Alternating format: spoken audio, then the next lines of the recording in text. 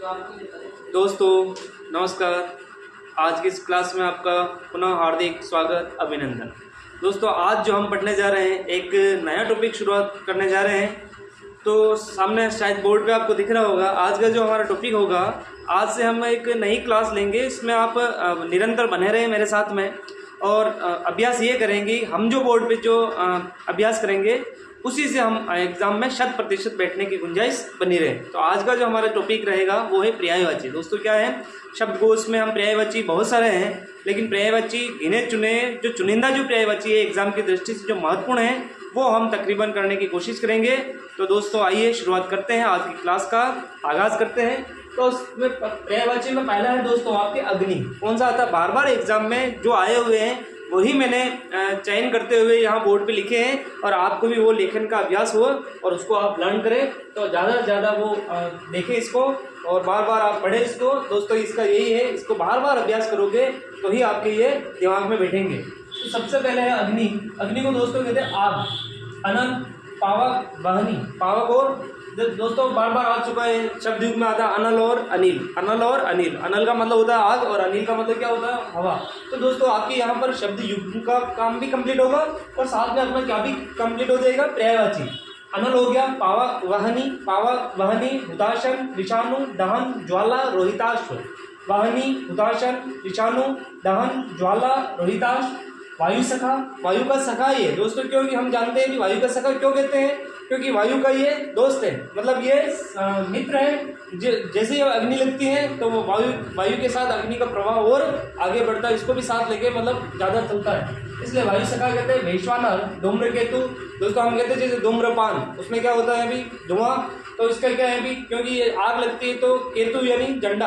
केतु का मतलब क्या होता है दोस्तों, झंडा होता है, ध्वज होता है, निशान होता है, पताका होते हैं। तो ये धूम्र की केतु बनता है, इसलिए इसका पर्यायवाची रख दिया धूम्रकेतु। चाहवेद, उद्भोग, शिखी, क्या कहते हैं दोस्तों, शिखा। और शिखी, तो दोस्तों अगर शिखा आ जाए तो शिखा का मतलब होता है चोटी, और शिखी का मतलब क्या होता है, अग्नि। अरुण, अरुण का मतलब होता है दोस्तों सूर्य को भी क्या कहते हैं हम, अरुण कहते हैं। अरुण का मतलब होता है लाल, और लाल अग्नि का भी रंग कौन सा है, लाल। इसलिए क्या है अभी ये अनेकार्थी शब्द में प्रचलित है। अरुण का मतलब सूर्य भी होगा और अरुण का मतलब क्या भी होगा, अग्नि भी होगा। अब अगला है धनंजय। दोस्तों क्या है, धनंजय। दोस्तों धनंजय है, अर्जुन का भी पर्यायवाची है धनंजय। कुबेर को भी धनंजय कहते हैं, धन पर विजय प्राप्त करता है उसे क्या कहते हैं दोस्तों, धनंजय। तो धनंजय अग्नि को भी कहते हैं क्योंकि ये भी धन पर विजय प्राप्त करने वाली है। दोस्तों अगर कितने भी सारे पैसे लाखों करोड़ों की तादाद में पड़े हुए हैं, आग लगेगी, आग में उसमें मतलब क्या है भी जल करके राख बना देगी, इसलिए वो धन पर क्या करती है, विजय प्राप्त करती है, इसलिए इसे क्या कहा जाता है, धनंजय। तो ये तो हुआ अपना दोस्तों पहला जो अग्नि, इसमें ज्यादा थी संख्या, इसलिए अपने 2 लाइनों में कंप्लीट हुए, और ये हुआ अपना अग्नि का। अब अगला है अमृत। ये भी बार बार एग्जाम में आ चुका है, तो आपको याद है पीयूष। क्या कहते हैं दोस्तों, पीयूष, सुधा, अमीय, सोय, सोम। पीयूष, सुधा, अमीय, सोम, सुरभोग, यानी इसका भोग कौन करते हैं, देवता भोग करते हैं, इसलिए वो क्या कहलाता है, अमृत कहलाता है। मधु, मधु यानी शहद भी होता है, शहद का मतलब मीठा, तो अमृत भी क्या होता है, मीठा, इसलिए ये भी इसके भी 2 अर्थ हैं, शहद भी होगा और अमृत भी होगा। अमी और जीवनोदक, जीवन। अब इसकी अगर हम संधि करेंगे तो जीवन प्लस उदक। उदक का मतलब होता है दोस्तों पानी, उदक का मतलब क्या होता है, पानी होता है। तो ऐसा पानी जो आपको जीवन दे दे, अगर मर रहे हो और आप अगर वो पानी पी लोगे तो आपके वो पानी किसका काम करेगा, अमृत का काम करेगा, आपको वो जीवन शक्ति प्रदान करेगा, इसलिए इसको क्या कहा गया है, जीवनोदक। क्या कहा गया है दोस्तों, जीवनोदक। तो जीवनोदय किसका हुआ, जीवनोदक अमृत का। ये अपना कंप्लीट हुआ किसका, अमृत का। अब तीसरा नंबर है अरण्य। क्या है दोस्तों, अरण्य। अरण्य को कहेंगे हम जंगल, वन, कानन। जंगल, वन, कानन, कांतार, विपिन, अटवी। जंगल, वन, कानन, कांतार, विपिन और अटवी गिने चुने हैं, आपको याद रहे, एग्जाम में यहीं से उठाए गए प्रश्न है, वो यहीं से आएगा। जंगल, वन, कानन, कांतार, विपिन और अटवी, ये किसके हुए दोस्तों, अरण्य के। ये किसके हुए, अरण्य। जंगल, वन, कानन, कांतार, विपिन और अटवी। अगला है अनाज का। किसका है दोस्तों, अनाज। अनाज को कहते हैं दोस्तों गल्ला। क्या कहेंगे, गल्ला। दाना कहते हैं शस्य। शस्य शामला हम वंदे मातरम में आता है हमारा शस्य। शस्य का मतलब क्या होता है दोस्तों, अनाज। क्या होता है, अनाज। और धान, खाद्यान्न, अन्न और धान्य। क्या कहते हैं अभी, धान्य। जैसे बोलते हैं हम धन और धान्य, तो धन का मतलब तो क्या होगा, रुपये पैसा दौलत को कहेंगे, और धान्य किसे कहते हैं हम, अनाज को कहेंगे। तो ये हुआ अपना कंप्लीट कौन सा, अनाज का। अब है अश्व। कौन सा है दोस्तों, अश्व। अश्व को कहते हैं घोड़ा। क्या कहते हैं, घोड़ा है, गोटक। क्या कहते हैं, गोटक। और बाजी, बाजी भी आता है दोस्तों, वह भी आएगा तो भी वही रहेगा वाजी या बाजी, वाजी या बाजी। तुरंग क्या कहते हैं दोस्तों, तुरंग, तुरंग इसलिए कहते हैं वो तुरंत गमन करता है, मतलब उसकी स्पीड तेज होती है, इसलिए क्या कहेंगे उसको तुरंग। आशु, आशु का मतलब ये होता है दोस्तों शीघ्र, और आपने सुना होगा जो शीघ्र ही टंकण करता हो उसे कहते हैं आशुलिपिक। क्या कहते हैं दोस्तों, जो शीघ्र ही प्रसन्न होता है उसे दोस्तों कहते हैं, हिंदी में वन वर्ड है, उसे कहते हैं आशुतोष। क्या कहते हैं दोस्तों, आशु का मतलब होता है शीघ्र। सेंधव सभ्यता के अंतर्गत नाम आता है, सेंधव और विमानक, ये भी किसके पर्यायवाची हुए, घोड़े के हुए, अश्व के हुए, घोड़ा, हाय, बोटक, वाजी, तुरंग, आशु, सेंधव और विमानक।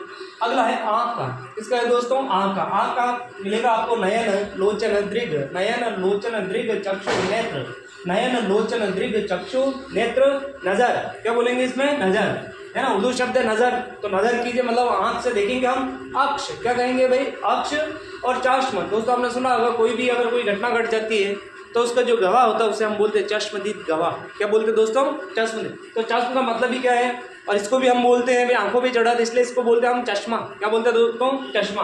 तो ध्यान रहे, चश्मा का मतलब ऐनक भी होता है और चश्मा का मतलब झरना भी होता है। हिंदी में क्या होता है दोस्तों, झरना। तो अब इसमें चश्म के आगे विलोचन, लोचन में आप भी जोड़ दोगे तो लोचन, और अंबक। क्या बोलते हैं दोस्तों, अंबक। ध्यान रहे, अंबक यानी आंख है, अंबा यानी माता है, अंबा यानी अम्ब भी बोल सकते हैं, अम्ब यानी माँ। अब यहाँ पर अगला है आकाश। क्या है दोस्तों, आकाश। आकाश को कहेंगे आप अंबर, गगन, नभ, शून्य। गगन, अंबर, नभ, शून्य, अनंत। क्या बोलेंगे हम, अनंत। आसमान, खगोल। क्या बोलेंगे दोस्तों, खगोल। और खगोल क्यों बोलते हैं, क्योंकि क्या है भाई, ख यानी खा का मतलब ही होता है भाई आकाश। पुष्कर, द्यूह, अंतरिक्ष, अभ्र, फलक। क्या बोलते हैं, उर्दू शब्द है फलक। तारापथ, तारा का ये पथ है, तारा के रास्ते, तारा का होते दोस्तों आसमान, इसलिए क्या कह दिया हमने, तारापथ। नाक कहते हैं दोस्तों, क्या कहते हैं, नाक। नाक का मतलब नासिका भी होता है, और नाक का मतलब होता है स्वर्ग, मतलब स्वर्ग कहाँ है दोस्तों, ऊपर होता है, इसलिए क्या है भी आकाश का पर्यायवाची बना रखा है नाग। दीव, जैसे आप बोलते हैं किसी की मृत्यु हो जाती, कहते हैं भी है ना दिवंगत। दीव का मतलब ये भी दिवम, यानी उसको संस्कृत शब्द है माँ जोड़ते हैं, दिवम प्लस गत, उसे कहते हैं दिवंगत। दीव का मतलब होता है आकाश, जो आकाश को गया हुआ है उसे हम क्या कहते हैं, उस मृतात्मा के लिए कहते हैं, कौन सी आत्मा है वो, दिवंगत आत्मा है। इसलिए दीव का मतलब क्या होता है, आकाश। और है व्योम, ये प्रचलित शब्द है, व्योम तो सबको याद होगा। तो ये जो अटपटे शब्द है दोस्तों, उसको आप बार बार लिखें और उसी को आप बार बार अभ्यास करें याद करने की। तो जो सरल, जो आप बचपन से पढ़ते आ रहे हो, छोटी क्लास से पढ़ते आ रहे हो, उन पर्यायवाची के शब्द को छोड़ करके मैंने अभी सारे लिखे हैं, लेकिन जिनको लगे अभी मतलब कोई खास दिख रहे हैं तो उसको ज़्यादा लिख करके ज़्यादा से ज़्यादा अभ्यास करें। अगला है अपना इंद्र का, 8वें नंबर का पर्यायवाची कौन सा हुआ, इंद्र का। इंद्र को कहते हैं भाई सबसे बड़ा देवता है भाई इंद्र है, तो इसलिए उसे कहा जाता है दोस्तों देवेंद्र। क्या कहा जाता है, देवेंद्र। वो महा प्लस इंद्र, इसलिए उसे क्या कहेंगे, महेंद्र कहेंगे। वो देवताओं का राजा है, इसलिए उसे क्या कहेंगे, देवराज कहेंगे। वो सूर्य यानी देवता, देवता का पति है, इसलिए उसे क्या कहेंगे दोस्तों, सूर्यपति कहेंगे। उसे कहते हैं भी, उसकी पत्नी का क्या नाम है, इंद्र भगवान की पत्नी का नाम है दोस्तों शची। क्या नाम है, शची, तो उसे क्या बोलेंगे, शचीपति। अगला है मध्वा, पुरंदर, शतऋतु, सुरेश, सुर प्लस ईश, सुरेश देवताओं का स्वामी है, वो देवेश है। फिर हम कहेंगे शाक्र, वासव, सहस्राक्ष, सहस्राक्ष, सहस्रा मतलब होता है दोस्तों हजार, सहस्र का मतलब क्या है, हजार। अक्ष का मतलब अभी ऊपर बढ़ा था, अक्ष यानी आग, उसकी 1000 आंखें हैं दोस्तों, ऊपर बैठे हुए तो वो देवताओं का भी शासन कर रहा है, और नीचे हुए तमाम जो मृत्युलोक के अंतर्गत जो इस धरती पर जितने भी प्राणी हैं उस प्राणियों पर भी, उन तमाम प्राणियों पर भी वो नजर रखता है, इसलिए उसे कहा गया है सहस्राक्ष, 1000 आंखें जिसकी। वो पर्यायवाची किसका हुआ दोस्तों, इंद्र का, तो सहस्राक्ष भी कहेंगे इसको।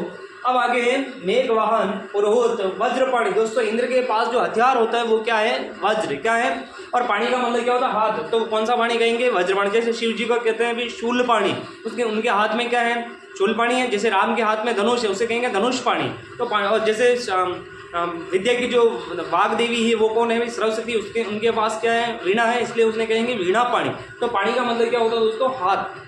तो वज्रपाणी, पर्वतारी, ये तो पर्वतों की क्या है, शत्रु है, इसलिए क्या कहेंगे भाई पर्वतारी।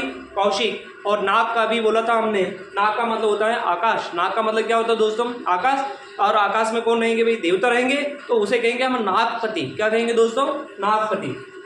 अब अगला है अपना 9वें नंबर का, वो इंद्रधनुष। कौन सा धनुष है, इंद्रधनुष में हम जानते हैं कितने वर्ण होते हैं दोस्तों, 7 वर्ण होते हैं। तो कौन से वर्ण कहेंगे, सप्तवर्ण। क्या कहेंगे, सप्तवर्ण।